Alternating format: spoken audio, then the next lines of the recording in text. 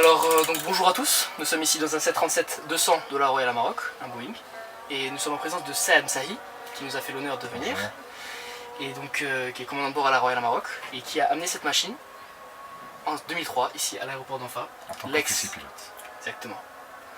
Donc nous allons procéder à une petite interview, pour ton plus grand bonheur, nous l'espérons. Alors, Saad, d'où est venue cette passion pour l'aéronautique? Est-ce que c'était dès votre naissance que vous avez eu ça ou... Alors, je pense qu'on veut tous à un moment être pompier, médecin, policier, pilote. Et moi, cette envie d'être pilote est restée. Je me rappelle, on partait sur un 747 de Madrid à New York et je suis allé voir le cockpit, j'avais 7 ans, 8 ans. Et quand je suis revenu m'asseoir, je dis que je voulais être pilote. Donc, ma mère a cru que c'était les mêmes passions que tous les enfants, les médecins, policiers, tout ça. Mais moi, ça m'est resté. Toutes mes études ont été drivées par cette envie et j'ai pu y arriver. Je comprends. Donc, vous avez jamais pensé au danger, la peur des crashs, parce que c'était... Non, jamais.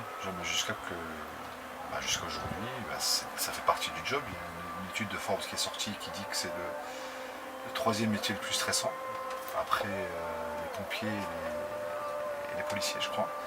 Donc il y a une part de danger, une part de stress, comme dans tous les métiers, mais c'est pas quelque chose auquel on pense tous les jours. Vous avez rencontré beaucoup de difficultés pour devenir pilote? Non, parce que à l'époque, quand j'ai commencé il y a 25 ans, c'était beaucoup plus simple qu'aujourd'hui. Les compagnies aériennes avaient leurs propres écoles de cadets, et ce qui fait que le cursus était relativement limpide. Il fallait faire maths sup, maths spé, passer un concours, intégrer l'école nationale des pilotes de ligne Royal Maroc, et passer une phase théorique puis une phase pratique. Et directement on était embauché en tant qu'officier pilote dans la compagnie Royal Maroc. Parce que maintenant les embauches sont un peu plus bloquées du fait de... C'est un autre débat qui est une autre longue interview. Aujourd'hui, ce qui se passe, c'est que les compagnies recrutent des gens qui ont de l'expérience. Les compagnies aériennes n'ont plus d'école de cadets. Nous, on vient de rouvrir la nôtre, elle a fermé pendant quelques années. Et ce qui fait qu'il y a une demande très forte de pilotes, mais il y a une offre qui est avec des gens sans expérience.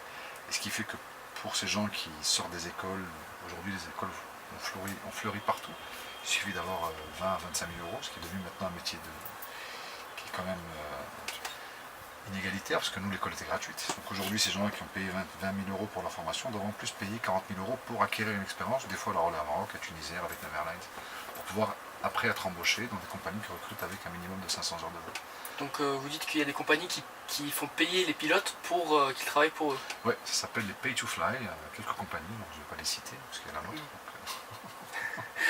Est-ce que vous avez toujours cette petite lueur quand vous voyez un avion Oui, toujours la même passion. Pas quand je vois un avion, j'ai mon fils qui me rappelle tous les jours, chaque fois qu'il voit un avion passer, il me dit de quel type il est et tout.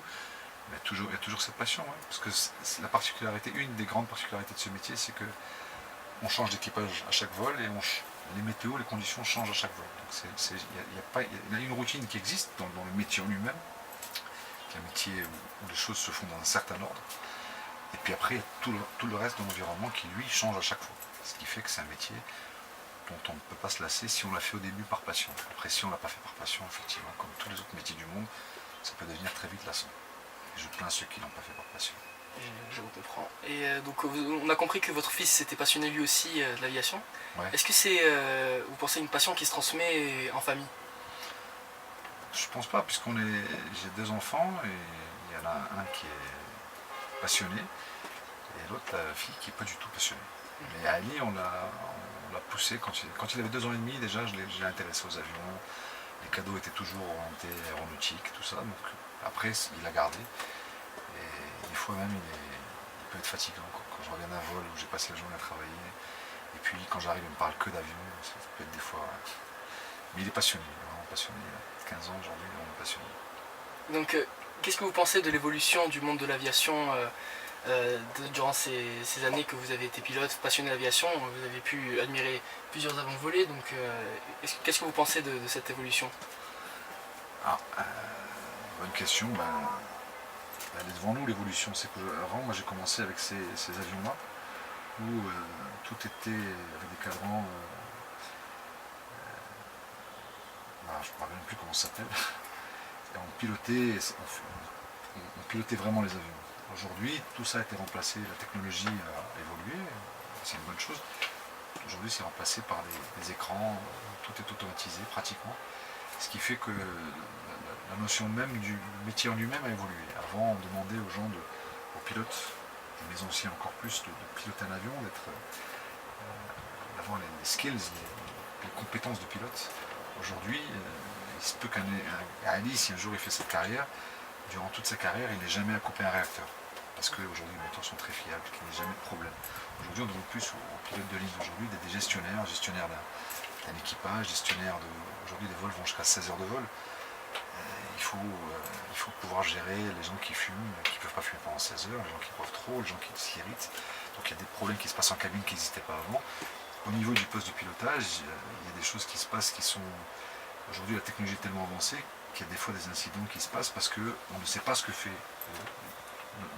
font les automatismes derrière. Ce qui est arrivé dans des crashs récents. Et c'est la principale évolution du métier, c'est que la technologie, elle est là pour nous aider.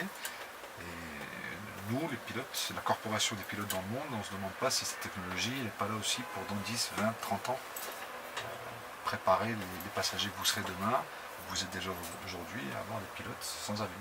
Parce que la technologie, elle existe déjà, les drones sont là. Après, il faut juste préparer les consciences. On prend des trains sans pilote, enfin des trams, des métros sans pilote, sans chauffeur, on peut les appeler. Aujourd'hui, demain, on prendra c'est sûr, dans 50 ans, c'est sûr faire des avions sans pilote. Donc c'est cette évolution qu'on a vécue. Et vous préférez quoi? Écoute, c'est une bonne question aussi. Faire une approche à vue sur cet avion, c'est un vrai plaisir. On peut toujours le faire sur un Boeing, c'est un peu plus compliqué sur un Airbus, quoique je m'avance un peu parce que j'ai jamais piloté d'Airbus. Et sur un Boeing 737-800, la machine sur laquelle je suis aujourd'hui, on peut tout déconnecter et revenir pratiquement à ça et se faire plaisir en pilotant tout en, bien sûr, en gardant tous les niveaux de sécurité requis par rapport aux passagers qu'on transporte. Et votre avion préféré au final, c'est lequel? Que j'aimerais piloter un jour, c'est le 777. 777. Ouais. Bon, le Dreamliner vient d'arriver, il a commencé ses vols il y a 5 ans maintenant, en 2011. Je l'ai attendu en tant que copilote, ce qui devait sortir en 2008. On devait le recevoir nous en 2008 à la Maroc. J'ai attendu, il n'est jamais venu. Je suis passé commandant de bord. Et non, j'aimerais piloter un 777. Alors, on espère vous voir dessus un jour. J'espère aussi. Merci beaucoup pour cette interview. Merci à toi et bon courage. On continue pour la suite.